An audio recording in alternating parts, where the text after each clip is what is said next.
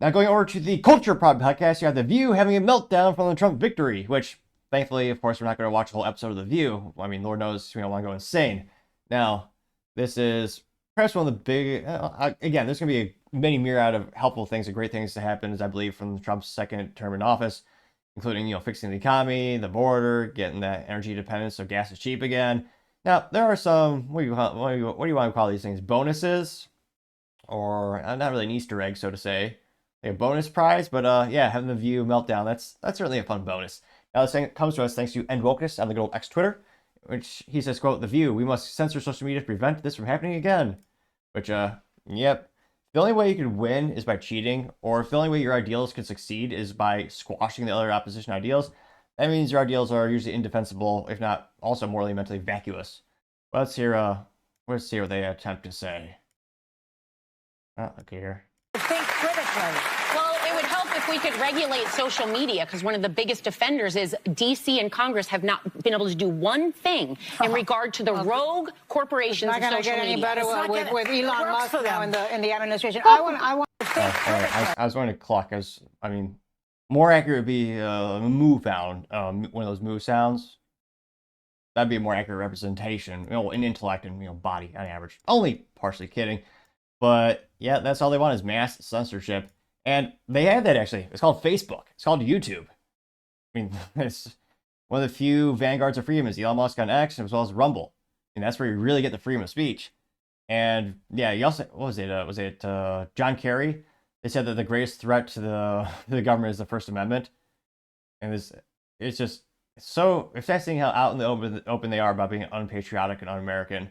They're pushing for censorship.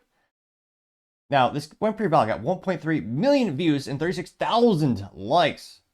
Now, one of the first comments coming from the Hodgkins saying, quote, "They are the real fascists and they don't realize it," getting 5.3%, which, yeah, if they could look inside themselves and have some introspective, thoughts, they'd probably make a lot of changes in life. I think that's above their pay grade. I also have Paul Zupa saying, quote, "Regulate social media. These aren't Americans. These women are Nazis," getting 757 likes. A rare instance of people on the right using that cliche term, which is seemed to have lost all meaning as so many people in politics have used it. Gunther Eagleman says, quote, "They're all commies," getting 3.4 thousand likes. Versus World says, "How about censoring The View instead?" Who's with me, getting 5.2 thousand likes. I'm not really for any censorship. I'm not sure why Chris is caring, because again, I'd love to know, statistically speaking, how many people watch The View, and not to just mock it or laugh at it, kind of like WNBA, but how many people actually tune in to watch The View because they want to learn the content, and they actually want to, I was about to say learn something. You're not going to learn really much, but how many people really tune in because they want to? It's in the single digits these days in terms of percentage. Now, scrolling down more and more, we have, what is this? Truth Patriot saying, "Bye, Felicia, free tacos when they leave the country." It says The View in full meltdown mode over Trump's victory. Comedians gold mine. There's Whoopi Goldberg. Some pundits are asking what the vice president could have done differently to break through with the voters.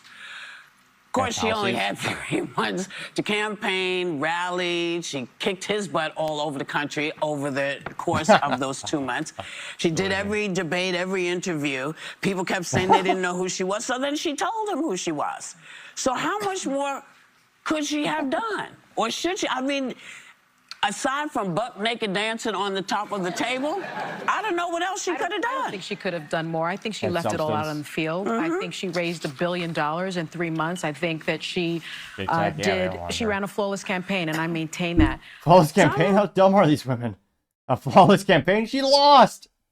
You can't run a flawless campaign and lose. By its very definition.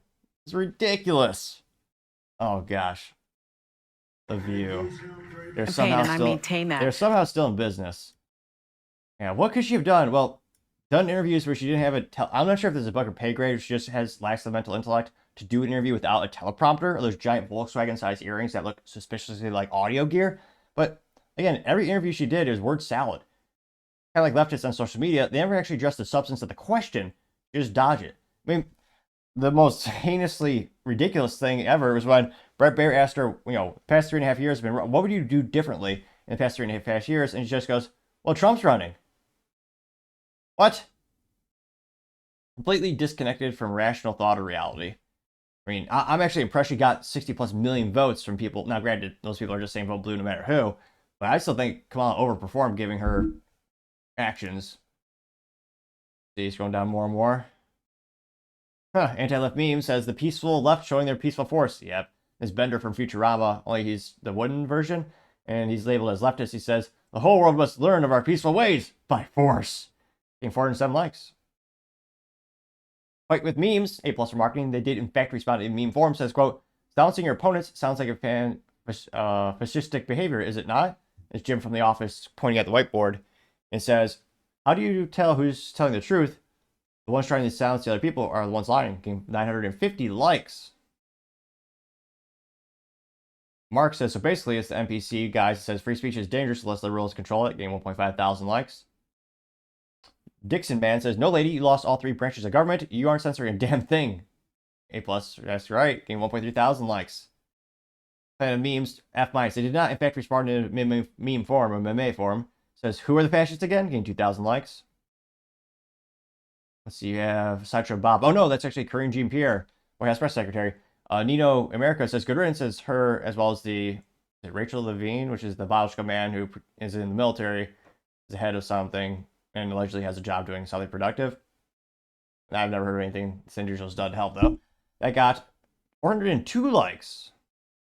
American Subline says, who's with me? It says the View should be canceled, question mark, getting 386 likes, which I can't fathom how it's profitable. I almost joke there's a conspiracy theory of it, some major sexist guy that just pays to have the View on because it makes women look so mentally vacuous and bad. Again, there are beautiful, intelligent women all over the world. None of them are ever on the View. Let's see, scrolling down more and more. By Holt says, I can't believe they're saying this crap out loud, getting 149 likes, which, oh, I do. I mean, Democrats have been saying it for the past couple of years. We see the government's been actually doing it as well. Scrolling down more and more. What's this? Not too many contrarian statements here. Another clip, maybe? So, let's see. What are these gals saying here? I think if you look at the New York Times this morning, the headline was America makes a perilous choice. I think that in 2016, we didn't know what we would get from a Trump administration, but we know now. And we know now that he will have almost unfettered power. What do we know? Oh, yeah. No new wars, record low inflation, energy independence, secure border, booming businesses, and more money in our pocket. That's what we got. And so I worry, not about myself, actually. I don't worry about my station in life. I worry about the working class.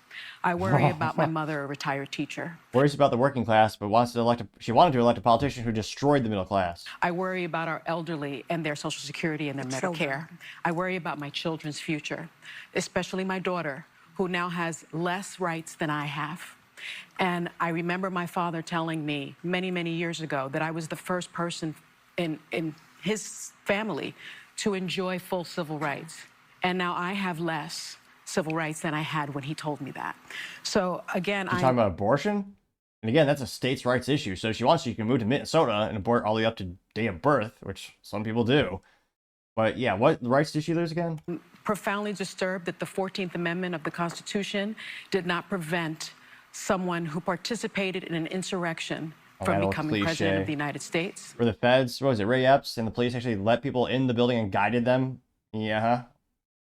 I think that going forward, the convicted felon box on employment applications better be taken off, because if you can be the president of the United States, then you should not be prevented from employment in this country. Because I remember applying for my jobs as a federal prosecutor, and there was a box for convicted felons. Well, and so that box better be taken off. And I think our healthcare system is now at risk. I think no fluoride for anyone. Yeah, economists have made clear that he's going to increase the debt by $7.75 trillion. I'm worried about mass deportation and internment camps, and I'm also worried about Elon Musk warning Americans to prepare for temporary hardship. I'm surprised at the results, but I'm not surprised.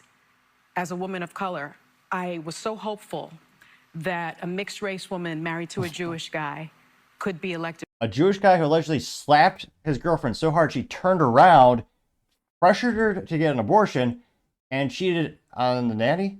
That's who the Democrats are saying is the new face of masculinity, Doug Emhoff, who, by all metrics, if those allegations are true, is a piece of shit. Pardon the French. That's ridiculous. And then I love how she can't say, well, she got 13 seconds. Maybe she'll give us great policies that she thinks Kamala was standing for that should have worked. The president of this country. And I think you might surprise us with her brilliance.